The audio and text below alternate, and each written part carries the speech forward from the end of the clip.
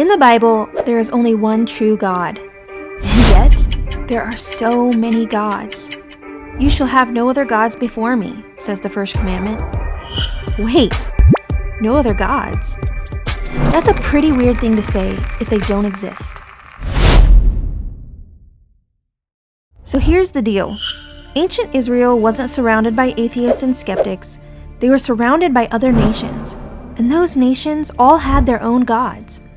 Not cute little garden gnomes either. Think war gods, storm gods, fertility demons, and yes, fish deities with suspiciously good dental plans. But the Bible doesn't always say those gods were fake. In fact, it sometimes says the opposite. Psalm 82. God has taken his place in the divine council. In the midst of the gods, he holds judgment. Wait, what? Theologians call this the divine council worldview, the idea that God rules over a heavenly court of spiritual beings. Some are loyal, some not so much.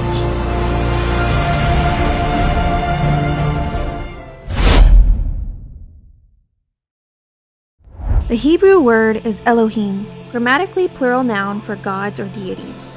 Angels? Check. Demons? Check. Holy saints that have departed? Check.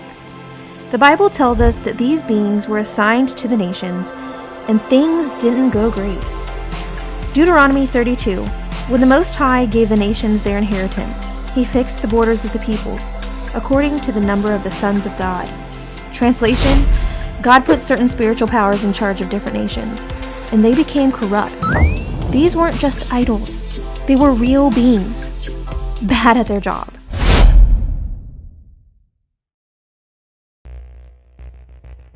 So you've probably heard the story of the Exodus. You know, Pharaoh, plagues, parting the sea, Charlton Heston doing his best Moses cosplay. But what if I told you that the Exodus wasn't just a dramatic escape from slavery? According to both Jewish and early Christian thought, and more than a few church fathers, the Exodus was a cosmic throwdown, not just between Moses and Pharaoh, but between Yahweh and the gods of Egypt.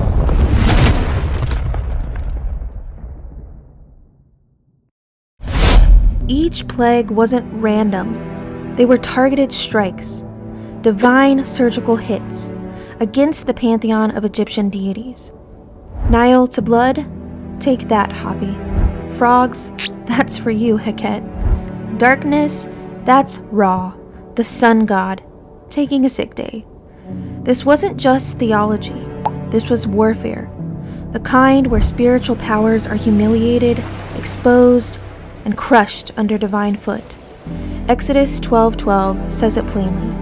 Against all the gods of Egypt, I will execute judgment.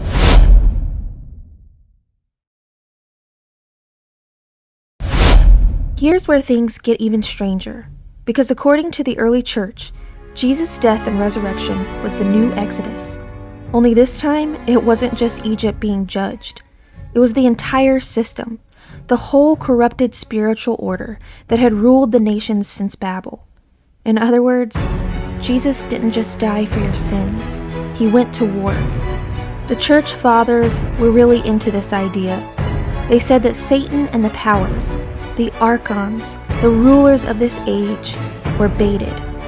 They saw Jesus, the man, the mortal, easy prey, so they pounced. But it was a trap, like a divine Trojan horse. He descended into death, into Hades, and broke it from the inside out.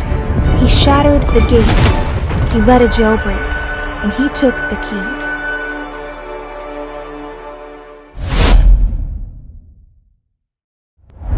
This wasn't just a rescue mission, it was an invasion. Just like the Israelites plundered Egypt, Christ plundered the realm of death. The enemy was not just sin or Rome or bad vibes.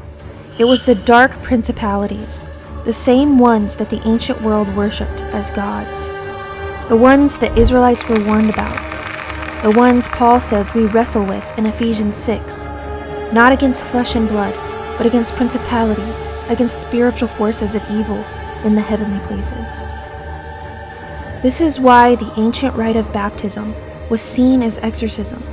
It wasn't a nice sprinkling and some cupcakes. It was a cosmic declaration. I belong to the real king now.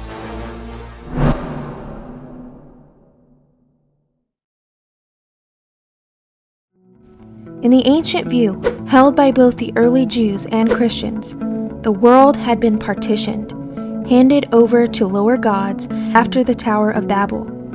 But now something new was happening. God himself had entered the battlefield as a man, not with lightning bolts, but with a crown of thorns, not with chariots, but with a cross. And in the most unexpected move of all, he defeated the powers by dying. That's the plot twist. Jesus didn't beat the gods in a fistfight. He beat them by letting them kill him and walking out of the grave anyway. The Exodus was the beginning, Calvary was the climax, and the resurrection, that was the moment the old gods realized they'd lost.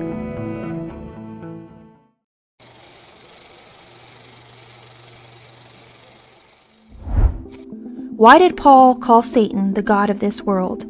And what did the early Christians really believe about these powers and principalities? Stick around, because it gets crazy. So the resurrection was the breaking point. The old powers were dethroned, Jesus ascended, the gospel exploded, and Christianity spread like wildfire through the empire. Temples were emptied, altars were abandoned, Zeus and Apollo got ghosted, statues were left collecting pigeon poop in the Mediterranean sun. It looked like checkmate, but gods, real or imagined, rarely go quietly.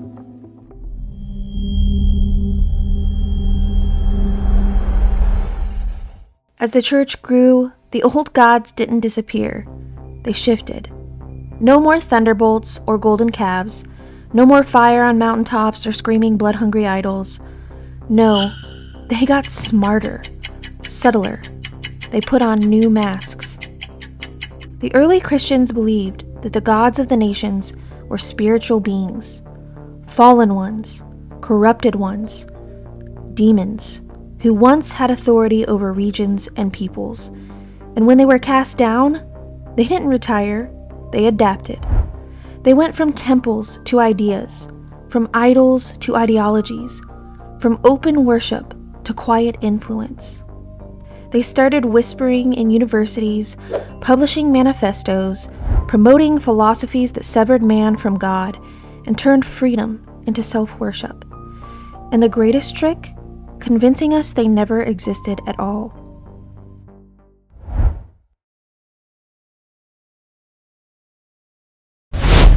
In ancient days, Baal demanded your child. Now, it's choice. Moloch never went away. He just opened a clinic and got a TikTok account. The gods that demanded blood now show up in your Instagram feed and preach progress. The ones that thrived on sexual chaos, now they're influencers, lifestyle coaches, CEOs of alphabet cults. The serpent is still whispering. He's just rebranded. C.S. Lewis once said, "The devil's greatest trick was convincing the world he didn't exist." But maybe the gods of old pulled the second greatest, convincing us that they were just myths, harmless stories, cute names for planets. But ask yourself, why do the same patterns repeat? Why does evil always seem to return to the same wells? Child sacrifice, confusion of identity, false unity, spiritual rebellion dressed in utopian language. Why are the ancient evils back, just with different names and better PR? Because this war never ended. It just went from the wilderness to the algorithm. But if the old gods are still out there, whispering, scheming, hiding behind our screens and slogans, then the question becomes, who's still fighting them? Because the early church fought with martyrs and miracles. Today, we've got memes and malaise. But maybe, just maybe, the battle's about to heat up again. When Christ ascended into heaven, he didn't just leave us a book. He didn't just preach and vanish. He founded a church, his body, to carry the victory of the cross into every generation, to crush the heads of serpents with the heel of the bride. In the sacraments, we are marked, washed in baptism, armed in confirmation, nourished by the Eucharist, the true manna from heaven. In confession, we renounce the old God's lies. In the liturgy, we join the heavenly army and worship that echoes across eternity. In the church, we are not spectators of Christ's triumph. We are participants. So the war rages on, but the outcome is certain. The gods have fallen. Their days are numbered. And we fight not with fear, but with fire, with truth, with grace, with Christ in us, with saints living and saints already departed. Because this is not just history. This is not just myth. This is our war, our exodus, our church, and the gates of hell will not prevail.